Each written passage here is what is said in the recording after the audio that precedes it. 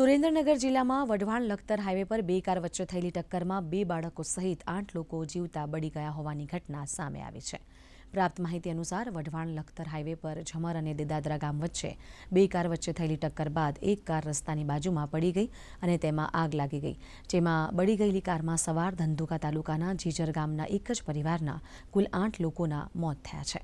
અકસ્માતમાં મૃત્યુ પામેલો પરિવાર સ્વિફ્ટ ડિઝાયર કારમાં કડુથી સુરેન્દ્રનગર જઈ રહ્યો હતો ત્યારે હેરિયર સાથે અથડાયા બાદ સ્વિફ્ટ કાર રસ્તા પરથી લપસી ગઈ અને બાદમાં આ કારમાં આગ લાગી હતી।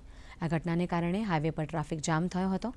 આ ભયાનક અકસ્માત બાદ ઘટના સ્થળે લોકોના ટોળા એકઠા થયા છે।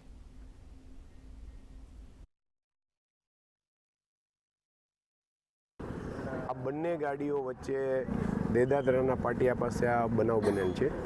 આ બનાવની અંદર જે ડિઝાયર ગાડી છે એ અથડાઈ અને રોડની ડાબી સાઈડ જે ખાડામાં પડી જતા અને તરત જ એ આગની અંદર સપડાઈ ગઈ હતી અને એની અંદરથી કોઈ પણ વ્યક્તિને બહાર નીકળવાનો મોકો મળેલ ન હતો। અને જે હાલ અમારી પાસે જે માહિતી છે એ મુજબ આ ગાડીની અંદર 8 લોકો હતા અને 8ના મૃત્યુ થયેલ છે, જ્યારે જે ટાટા હેરિયરમાં જે લોકો સવાર હતા 3 વ્યક્તિ એમને નાની મોટી ઈજાઓ થયેલ છે એટલે એમને હોસ્પિટલ ખસેડેલ છે।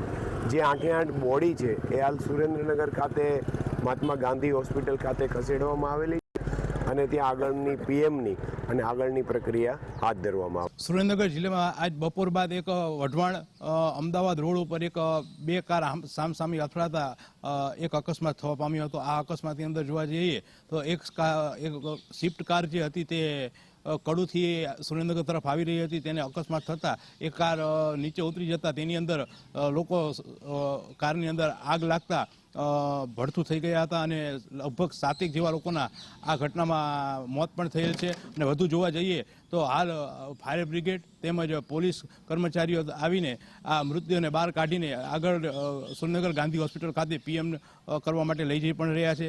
વધુ તપાસ કરવામાં આગળ પણ આવી રહી છે। બ્રિજેશ ત્રિવેદી, દૂરદર્શન સમાચાર, સુરેન્દ્રનગર।